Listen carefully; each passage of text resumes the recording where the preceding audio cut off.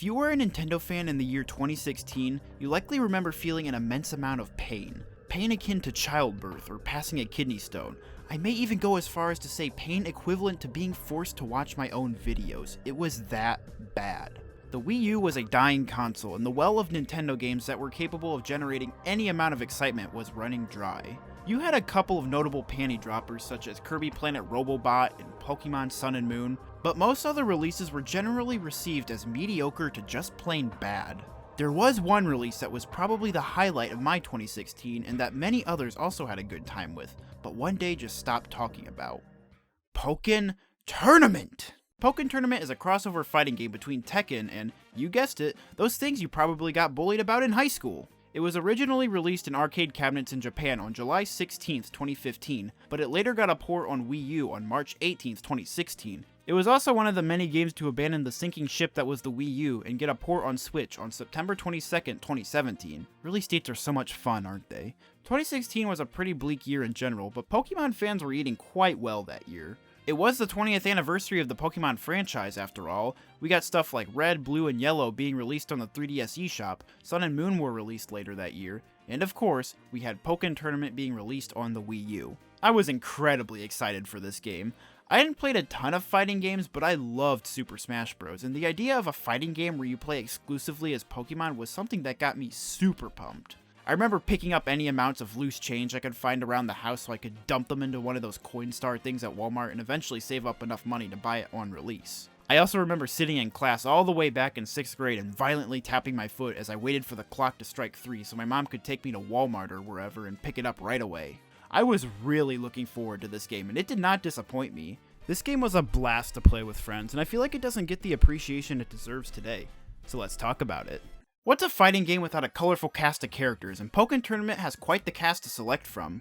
When Pokken first released in Japanese arcades in 2015, the Pokemon series was in its 6th generation, meaning there were over 700 Pokemon. Bandai Namco had to somehow narrow it down to a small handful of fighters that, 1, best represent the Pokemon series, 2, will please fans, and 3, can actually translate well to a fighting game. Personally, I'm pretty happy with their picks. On the Wii U port, the lineup consists of Blaziken, Pikachu, Lucario, Gardevoir, Pikachu Libre, Sceptile, Gengar, Machamp, Braixen, Mewtwo, Chandelure, Suicune, Weavile, Charizard, Garchomp, and Shadow Mewtwo. Shadow Mewtwo is a Pokemon exclusive to Pokken. It's basically the big bad of the story mode, and you unlock it after you beat the game. However, if you bought the game close to launch, the game will come with a Shadow Mewtwo amiibo card that you can scan and get it early. And yes, it was one of the most overpowered Pokemon in the game. Pokken Tournament DX had some new additions with Darkrai, Croagunk, Scizor, and Empoleon added after being exclusive to the arcade version, while also adding Decidueye as a totally new fighter. They also later released Aegislash and Blastoise as DLC. I think this is a very solid lineup considering how many Pokemon they had to narrow it down from. It's a nice, diverse cast of critters. There aren't too many Star Revolutions or Legendaries, for example. You get all sorts of different ones. A lot of these picks are Pokemon that are very popular and will make fans with many different tastes happy. You got Pikachu and Charizard, some of the most popular Pokemon ever. Suicune and Mewtwo are fan favorite legendaries, and who doesn't like Sceptile? Some choices are a little odd to me like Braixen, but it did have a prominent role in the Pokemon anime, so that's probably why it was chosen over Delphox. And of course you can't have a Pokemon fighting game without a Chandelier. Each pick on the roster feels like a good blend of being a fan favorite that can also translate well to a fighting game. I know some people will probably ask questions like, but where's Swalot? Sure, I guess if they made Chandelure work, they could probably make just about anyone work, but some Pokemon definitely work better as arcade fighters than others, and they focused more on those rather than the wackier picks, which is fair enough.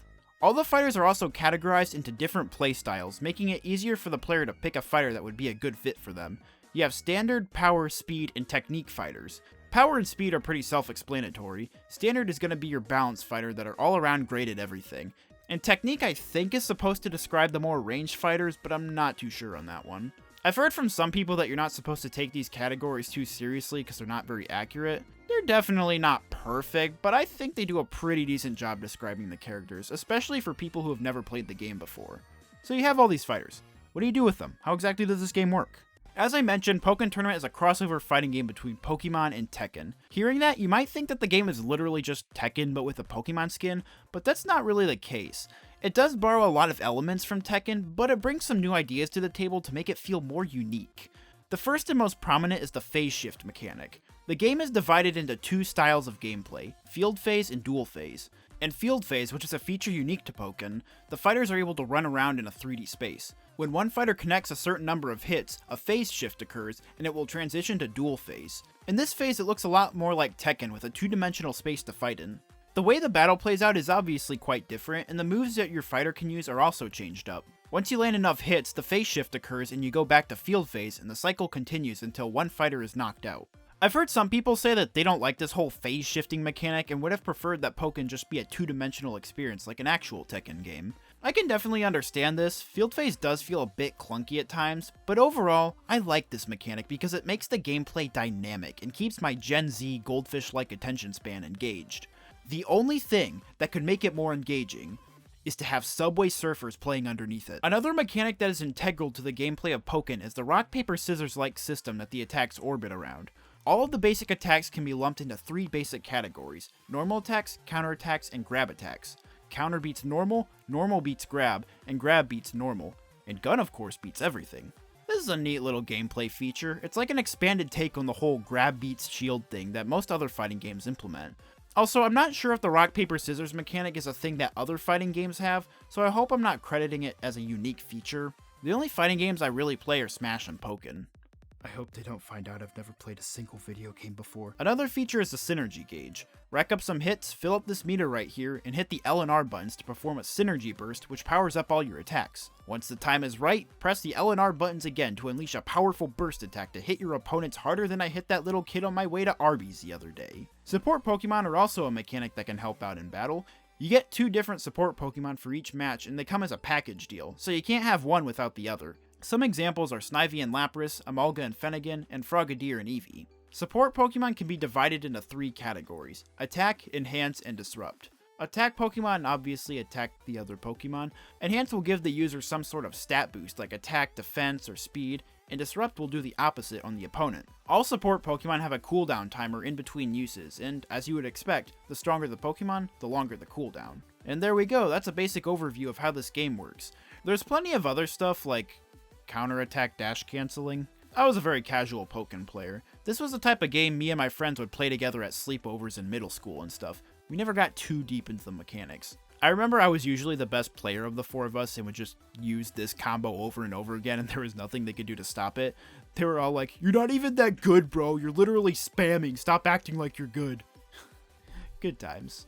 So that's the gist of how battling works, so now let's look at the different modes and junk the game offers. You got your standard single player mode where you can fight whatever CPU you want. You got your local multiplayer option, which is where I spent most of my time. There's an online mode, which I remember working pretty well as far as Nintendo Online services go. Lastly, you have the Ferrum League, Pokken Tournament Story Mode. So basically there's 4 different divisions: green, blue, red, and chroma. Each one gets progressively harder in that order. You have to fight a bunch of different NPCs until you eventually become the #1 trainer in that division.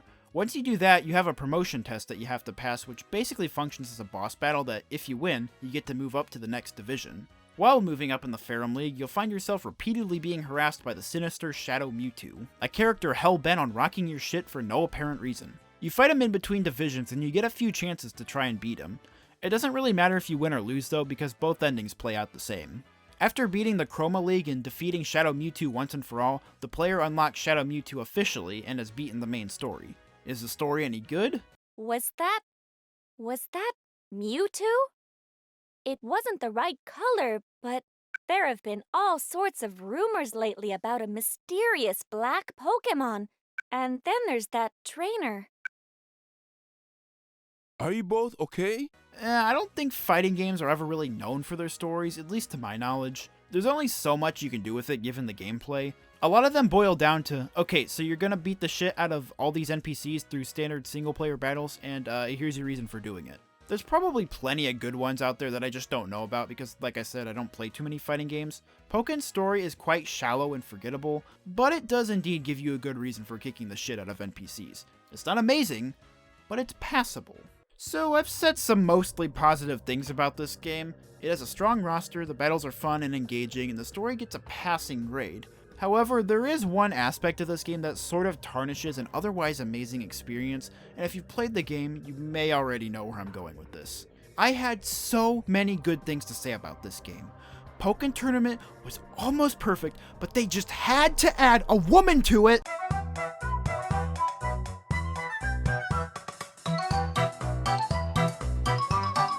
This clown has a name, and its name is Nia. Nia is one of the most annoying NPCs I have ever experienced in a video game. Forget Navi, forget Fi, every single time something happens in this game, she feels the need to comment on it. They've recovered some of your synergy gauges full.